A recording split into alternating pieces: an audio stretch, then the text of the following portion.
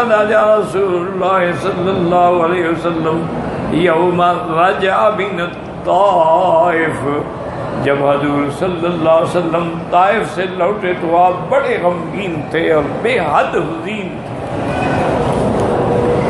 ایک حدیث میں ہے اور صحیح روایت میں ہے کہ بی بی عائشہ نے پوچھا کہ یا رسول اللہ صلی اللہ علیہ وسلم، آپ کی زندگی میں سب سے مشکل وقت اور گھڑیاں آپ پہ کون سی گزری؟ حضور نے فرمایا کہ عائشہ، میں جب مکے والوں سے مایوس ہو گیا، قریش سے مایوس ہو گیا، تو میں نے ارادہ کیا کہ میں طائف جاؤں۔ طائف کے اندر بھی بڑے بڑے قبائل تھے، بڑے بڑے سردار تھے، بنو ثقیف تھے اور تھے۔ فرمایا میں نے ارادہ کیا کہ وہاں جاؤں، ان کو جا کے دین اسلام کی دعوت پیش کروں، شاید کہ کسی کے دل میں اتر جائے میری بات، اور وہ اتنی مضبوط قبائل ہیں کہ وہ قریش کا مقابلہ کر سکتے۔ حضور حضرت زید کو لے کے چل پڑے، طائف گئے۔ طائف کے تمام سرداروں کو فردن فردن ملے، سب نے انکار کر دیا، انہوں نے کہا یا رسول اللہ ہم آپ کو نبی نہیں مانتے۔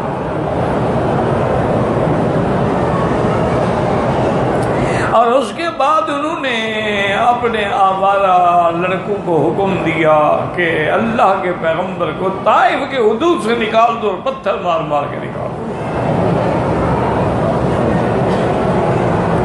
نعوذ باللہ ثم نعوذ باللہ ثم نعوذ باللہ، اللہ کے پیغمبر پہ پتھر برس رہے ہیں، اور پھر حضور جیسا نازک وجود کہ سیدنا انس بن مالک کہتے ہیں واللہ ما مسست حریرا، میں نے ریشم بھی اتنا نرم نہیں دیکھا جتنی حضور کے ہاتھوں کی تلیاں نرم تھیں، لیکن اللہ کے دین کے لیے سب برداشت ہو رہا ہے۔ حضور صلی اللہ علیہ وسلم کی پنڈلیاں مبارک زخمی ہوئیں، پاؤں مبارک زخمی ہوئے، جوتے مبارک خون سے بھر گئے اور پاؤں اس کے اندر جم گئے۔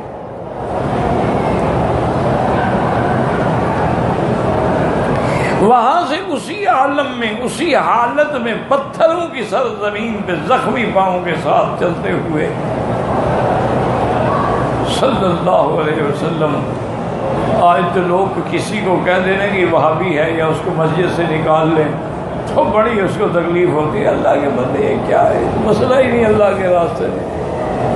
اللہ کے راستے میں تو انبیاء علیہ السلام کو قتل کر دیا گیا، انبیاء علیہ السلام کے سروں پہ آرے رکھ کے 2 ٹکڑے کر ڈالا گیا۔ اللہ کے انبیاء کو ایک ایک دن میں کئی انبیاء کو قتل کیا گیا۔ یقتلون الانبیاء بغیر حق، بغیر کسی جرم کے۔ وہ کیا کہتے تھے؟ یہی کہتے تھے نا کہ وہ اللہ کی توحید کی دعوت دیتے تھے۔ اسی لیے قرآن میں نے فرمایا تقتلون رجلا ان یقول ربی اللہ، اسی لیے قتل کرتے ہو، کہتے میرے اللہ کو مان لو۔ راستے میں ایک باغ تھا مکہ اور طائف کے درمیان میں، عتبہ عتیبہ کا۔ حضور نے زید کو اشارہ کیا کہ اس باغ کے اندر چلو کہ گرمی بھی ستا رہی ہے اور اب چلنے کی سکت بھی نہیں رہی ہے۔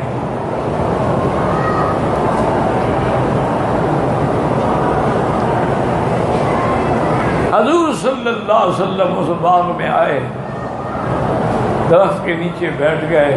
اس باغ میں کھجوریں تھیں اور انگوروں کی بیلیں لٹکی ہوئی تھیں۔ اتفاق کی بات جو ہے وہ مالک جو تھے نا باغ کے، وہ بھی موجود تھے۔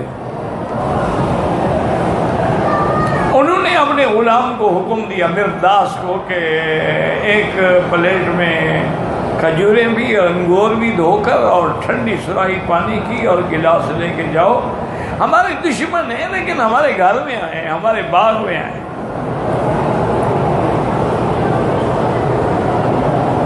عرب روایات تھیں، وہ بڑے عجیب روایات کے مالک تھے۔ گھر میں آ گیا، دشمن بھی ہو اس کا احترام کرتے تھے، اور اگر کسی کو پناہ دے دی تو پھر جان لڑا دیتے تھے۔ حضور پاک کے پاؤں مبارک حضرت زید نے دھوئے، اتنے میں پانی آیا، پانی پیا، کھجوریں کھائیں، اور آنے والے نے کہا السلام علیکم۔ حضور نے دیکھا غور سے، فرمایا من این انت، کہاں کے ہو تمہیں سلام کیسے آ گیا؟ بھائی مشرکوں میں رہتے ہوئے، مشرک تو سلام نہیں کرتے تھے۔ اس نے کہا کہ یا رسول اللہ انا من نینوا، میں نینوا ایک جگہ کا نام ہے، وہاں کا رہنے والا ہوں۔ فرمایا اچھا، قریۃ اخی یونس، وہ بستی جس میں میرا بھائی حضرت یونس ہوتے تھے۔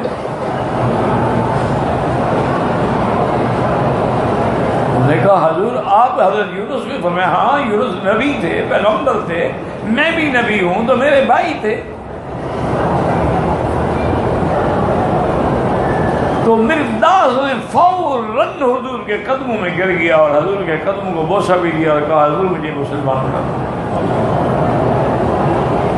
ایک سرزمین مکہ میں رہنے والا آدمی جس کے پاس نہ انٹرنیٹ ہے، نہ موبائل ہے، نہ مواصلات ہیں، نہ ریڈیو ہے، نہ ذرائع ہیں، نہ کتابیں ہیں، نہ کوئی مکتبات، اس کو کیسے پتہ ہے حضرت یونس کے قصے کا؟ معلوم ہوا کہ وہ اللہ کا نبی۔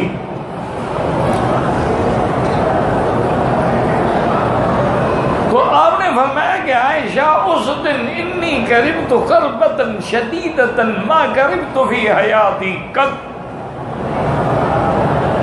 اس دن جو مجھے تکلیف ہوئی نا، ایسی تکلیف کبھی نہیں۔ تکلیف کا معنی یہ نہیں ہوتا کہ جسمانی تکلیف ہو، اصل تکلیف تو روحانی تکلیف ہوتی ہے نا، کہ آپ حق کی دعوت دیں اور لوگ پتھر ماریں۔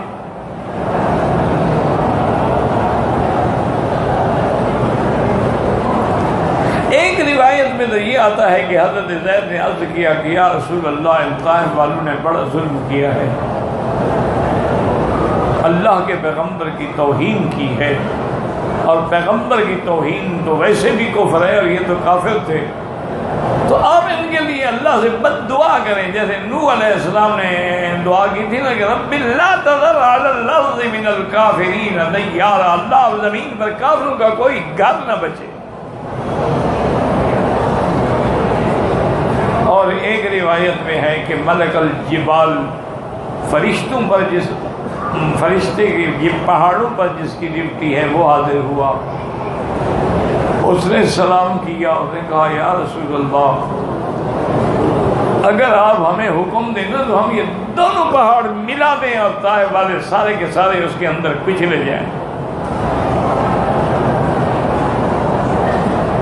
اسی طرح کئی فرشتوں نے آگے کہا، حضور سنتے رہے، اور آخر میں جب دعا کی تو دعا یہ کی کہ اللہم اہد قومی فإنہم لا یعلمون، اللہ میری قوم کو ہدایت، تیرے نبی کی شان نہیں جان۔ یعنی دشمن پتھر برساتے رہے، میرا مدنی پھول برساتے رہے، دشمن گالیاں دیتے رہے، اللہ کے پیغمبر ان کو اللہ کا قرآن سناتے رہے۔ یہی اسوہ انبیاء ہے، یہی اسوہ نبوت ہے، یہی طریق دعوت ہے کہ اللہ کے راستے میں مار کھاتے رہو لیکن دعا کرو۔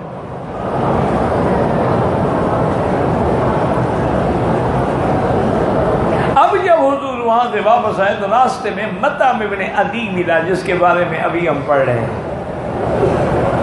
اس نے پوچھا کہ یا رسول اللہ کیا بات ہے آپ پر؟ فرمایا کہ میں مکے سے پریشان ہو کے گیا طائف، انہوں نے بھی میرے ساتھ یہ کیا ہے، اب میں واپس مکے جا رہا ہوں تو اب تو اور زیادہ جری ہو جائیں گے نا قریش کے، لے لی پناہ، مل گئے دوست، اب تو مجھے وہ اور ستائیں گے۔ مطلب نے کہا حضور آپ میری پناہ میں ہیں، کسی کی طاقت نہیں ہے کہ آپ کی طرف ہاتھ اٹھائے، میں آپ کو اپنی پناہ میں لیتا ہوں۔ مطعم ابن عدی نے آ کے اعلان کر دیا مکے میں کہ خبردار، اللہ کے پیغمبر کی بات نہ مانو تمہاری مرضی ہے، ایمان نہ لاؤ تمہاری مرضی ہے، لیکن اگر کسی نے گستاخی کی تو پھر میں اس کا بدلہ لوں گا۔ تو فرمایا کہ اس نے جو مجھ پہ احسان کیا تھا نا، اگر آج وہ زندہ ہوتا مجھے کہتا ان کافروں کو چھوڑ دو، میں سب کو چھوڑ دوں۔ اس لیے تو اصل یہاں جس کا ذکر ہے وہ مطعم نہیں، وہ طعیمہ ہے۔ مطعم تو پہلے مر گیا، وہ تو بدر والے دن موجود ہی نہیں تھا۔ یہ وہ بدبخت طعیمہ تھا، عقبۃ ابن ابی معیط تھا، نضر ابن الحارث تھا، جو گستاخ رسول تھے اور جنہوں نے یہ کہا تھا کہ نبی قرآن خود بناتا ہے، اگر ہم چاہیں تو ہم بھی ایسے بنا سکتے ہیں۔ ان کو پھر اللہ کے نبی نے حکم دیا کہ ان کو صبراً قتل کیا جائے۔ بات سمجھیے کہ صبراً کا کیا معنی یہ ہے کہ ایک آدمی جنگ میں مارا گیا نا، ایک آدمی قیدی بن گیا، تو اب قیدی کو قتل کرنے کا حکم نہیں ہوتا۔ قیدی کو غلام بنا لو یا قیدی سے فدیہ دے کے اس کو چھوڑ دو یا احسان کر دو۔ لیکن جب وہ پکڑا گیا، وہ ہاتھ میں آ گیا، وہ قید ہو گیا، وہ گرفتار ہو گیا، اب اس کو، لیکن ان کا اتنا بڑا جرم تھا کہ اللہ کے پیغمبر نے حکم دیا کہ نہیں، ان کو معاف نہیں کیا جائے۔ اسی لیے حضور پاک نے یوم فتح مکہ کے موقع پہ سارے مکے والوں کو معاف کر دیا، لیکن جو گستاخ رسول تھے فرمایا کہ وَلَوْ تَحْتَ أَسْطَارِ الْكَعْبَةِ، اگر کعبے کے خلاف کے نیچے بھی چھپ جائے وہی جا کے ان کو قتل کر دو۔ اس لیے یہ علماء کا متفق فیصلہ ہے کہ جو گستاخ نبی ہے، جو حضور کے شان میں کوئی کلمات کہتا ہے، وہ زندیق ہیں، واجب القتل ہے، اور اس کا خون ایسے حدر، یعنی اس کا خون ایسے کسی کتے کا خون ہو جس کی کوئی قیمت نہیں ہو۔ اور اس مسئلے پر شیخ الاسلام ابن تیمیہ رحمہ اللہ نے جو کتاب لکھی ہے الصارم المسلول فی شاتم الرسول، ننگی تلوار ان کے بارے میں جو حضور کی گستاخی کرنے والے ہیں، تو اس میں انہوں نے یہی ثابت کیا ہے کہ اللہ کے نبی کے گستاخ کے لیے کوئی معافی نہیں، حتیٰ کہ وہ تو اس بات پہ ہے کہ زندگی اگر توبہ کر لے گا لا یقبل، تو اس کی توبہ بھی قبول نہیں ہو۔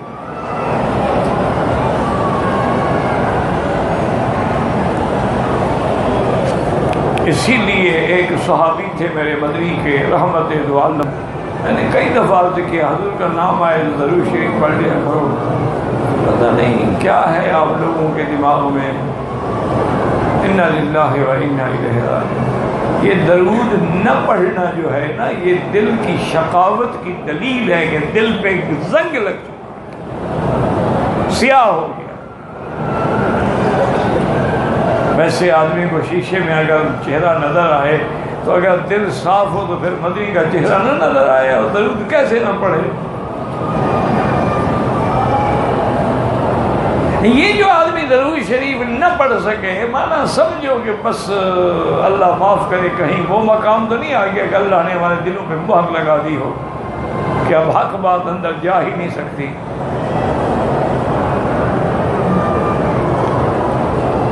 ورنہ یہ کوئی مسلمان کی شان ہے کہ حضور کا نام سنے اور اس کو کہنا پڑے کہ جی درود شریف پڑھو۔ تو ایک صحابی تھے حضور کے اور نابینا تھے،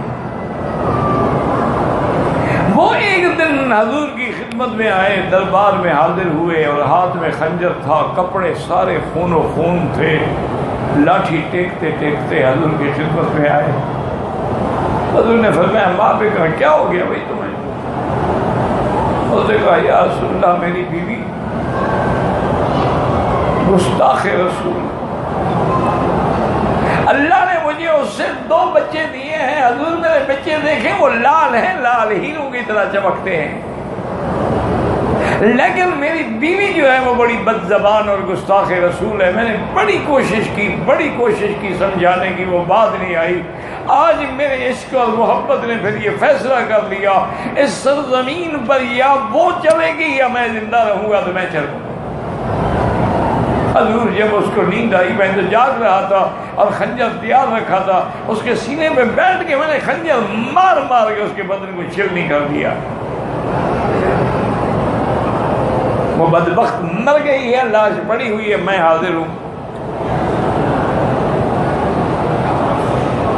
حضور نے فرمایا اللہ کے بندے تم نے قتل کر دیا، قتل کا تو پھر سزا قتل ہے۔ اور حضور میں اسی لیے تو حاضر ہو گیا ہوں کہ اگر میں نے قتل کیا ہے پھر اللہ جانتا ہے میں نے کیوں قتل کیا۔ آپ مجھے جو بھی سزا دیں، ابھی فیصلے ہو رہے تھے کہ اللہ کے قرآن نازل کر دیا کہ فلا وربک لا یؤمنون حتی یحکموک فیما شجر بینہم۔ میرا مدنی مجھے تیرے رب کی قسم ہے، دیکھو کتنا پیار سے بات ہو رہی ہے، اللہ تو سب کے رب ہے نا، وہ تو رب العالمین ہے نا۔ لیکن وہ یہاں یہ نہیں کہا ہے کہ اللہ کا فیصلہ، فلا وربک تیرے رب کا فیصلہ ہے محمد مصطفیٰ صلی اللہ علیہ وسلم، صلی اللہ علیہ وسلم۔ اللہم صلی علی محمد الف الف مرۃ عدد کل ذرۃ۔ اللہ نے فیصلہ کر دیا کہ جو لوگ آپ کو نہیں مانتے وہ کافر ہیں، وہ مومن ہی نہیں ہیں، اور جو آپ کو ایذا پہنچائیں ان الذین یؤذون اللہ ورسولہ لعنہم اللہ فی الدنیا والآخرہ وأعد لهم عذابا مہینا۔ اللہ نے فرمایا جو میرے مدنی کو ایذا پہنچائیں وہ اللہ کو ایذا پہنچاتے ہیں، ان پہ اللہ کی لعنت ہے دنیا و آخرت میں، اور ان کے لیے آگے جہنم میں بڑا اہانت والا عذاب تیار ہے۔ تو حکم ہو گیا کہ شاتم رسول کے قاتل کا کوئی بدلہ نہیں ہوتا، دمہ حدر، جاؤ تمہارے خون، تم نے جو کچھ کیا ٹھیک کیا۔ بعض ائمہ فرماتے ہیں کہ اس کی توبہ قبول ہو جاتی ہے، لیکن شیخ الاسلام ابن تیمیہ جو یہاں کے لوگوں کے سب سے بڑے امام ہیں، جن کو تم وہابی کہتے ہو نا، یہ اس وہابی کا عشق ہے۔ ایک تو تمہارا بھی عشق ہے نا حضور کے ساتھ کہ 12ویں کو جھنڈیاں لگا لی، میلاد شریف کر لیا، صلاۃ و سلام کھڑے ہو کے پڑھ لیے، ایک تیری بھی محبت ہے نا ماشاءاللہ۔ جن کو تم وہابی کہتے ہو ان کا عشق تو دیکھو وہ کیا کہہ رہا ہے، کہتے کہ حضور کا گستاخ ہو اس کے لیے معافی سے کوئی معافی۔ اِنَّا لِلَّهِ وَإِنَّا إِلَيْهِ رَاجِعُونَ۔ تو اس لیے حضور نے فرمایا کہ اگر آج وہ مطعم ابن عدی زندہ ہوتا نا تو حضور کسی کا احسان نہیں رکھتے نا، وہ تو رحمت للعالمین ہے نا۔ اللہ اکبر، اللہ اکبر۔ ہاں جی کہاں آگے بھائی کوئی پتہ نہیں، لا حول ولا قوت الا باللہ۔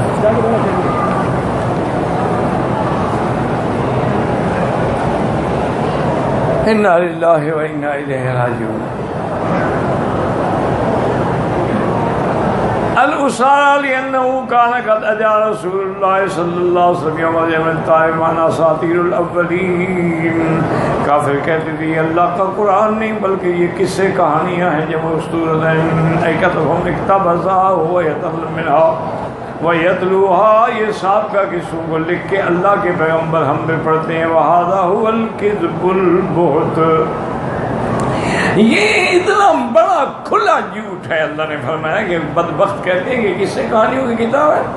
قَالُوا أَسَاطِيرُ الْأَوَّلِينَ اكْتَتَبَهَا فَهِيَ تُمْلَىٰ عَلَيْهِ بُكْرَةً وَأَصِيلًا۔ آپ کو صبح و شام یہ قصے لکھائے جاتے ہیں اور پھر پڑھ کے آپ سناتے ہیں کہ یہ اللہ کا قرآن ہے۔ فرمایا ظالمو قُلْ انزلہ الذی یعلم السر فی السماوات والارض انہ کان غفورا رحیما۔ یہ میرا مدنی نہیں بنا تھا بلکہ اس خدا نے اتارا ہے، اس رب نے اتارا ہے جو آسمانوں اور زمینوں کے بھید بھی جانتا ہے۔ اور آگے فرما دیا انہو کان غفورا رحیما۔ جب وہ سب کچھ جانتے ہیں، ان کی گستاخیوں کو بھی جانتے ہیں، پھر ان پہ عذاب کیوں نہیں آیا؟ فرمایا وہ بخشنے والا بھی تو ہے، وہ بھی مہربان بھی تو، رحمت والا بھی تو ہے۔ اللہ لمن تاب الیہ واناب فانہ یتقبل منہ ویصفح۔ جو بھی توبہ کرے گناہوں سے، اللہ کی طرف رجوع کر لے، اللہ تعالیٰ اس سے درگزر کر دیتے ہیں، اللہ تعالیٰ اس کو معاف فرما دیتے ہیں۔ اس لیے حضرت رومی رحمت اللہ علیہ نے فرمایا بندے غور کرو، تیرے پیٹ کے اندر کتنی بڑی گندگی ہے، پیشاب ہے، پخانہ ہے، کتنی بڑی گند ہے کہ ذرا سی بھی ہوا نکلے تو بدبو پھیل جائے، لیکن اس نے تجھے رسوا نہیں کیا، پردہ دے کے چھپایا ہوا ہے، اسی طرح تیرے گناہوں کو بھی چھپایا۔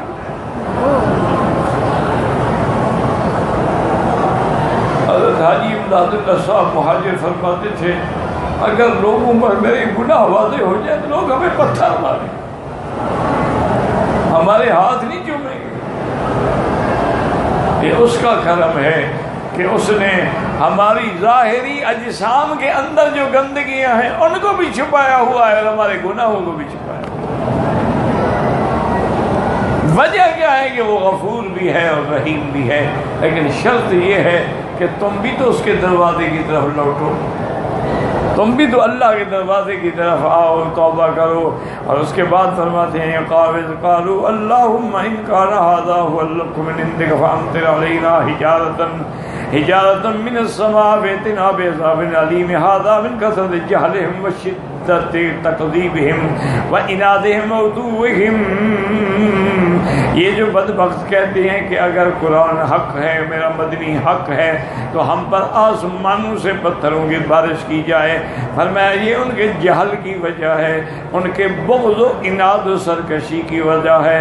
وَهَذَا مِمَّا أَيَّنُوا بِهِ وَكَانَ الْأَوْلَىٰ لَهُمْ أَن يَقُولُوا اللَّهُمَّ إِن كَانَ هَٰذَا هُوَ الْحَقُّ مِنْ عِندِكَ فَاهْدِنَا لَهُ وَوَفِّقْنَا لِاتِّبَاعِهِ وَلَٰكِنِ اسْتَفْتَوْا عَلَىٰ أَنفُسِهِمْ وَاسْتَعْجَلُوا الْعَذَابَ وَتَعْجِيلَ الْعُقُوبَةِ۔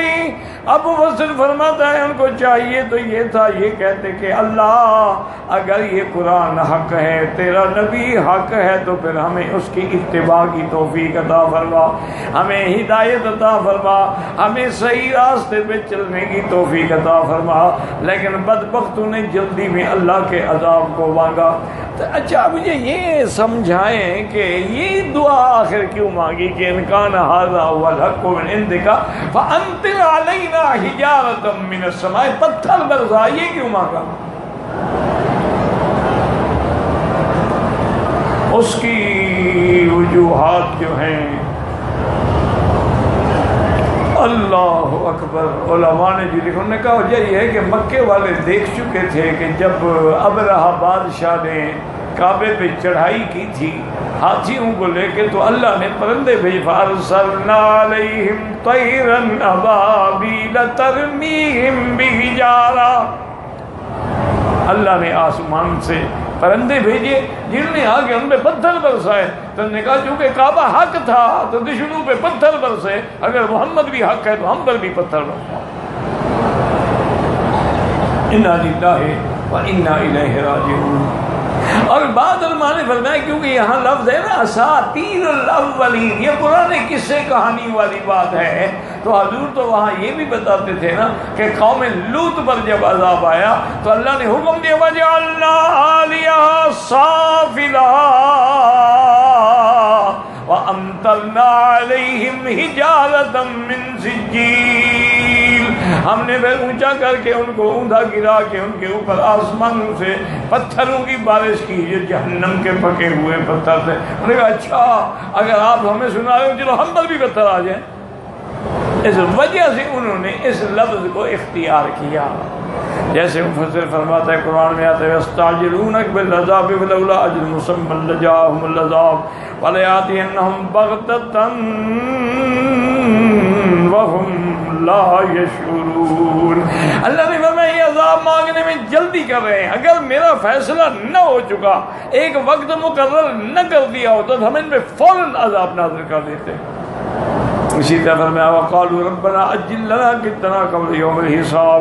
اسی طرح فرمایا سأل سائل بعذاب واقع للکافرین ليس له دافع من اللہ ذی المعارج۔ واللہ اعلم۔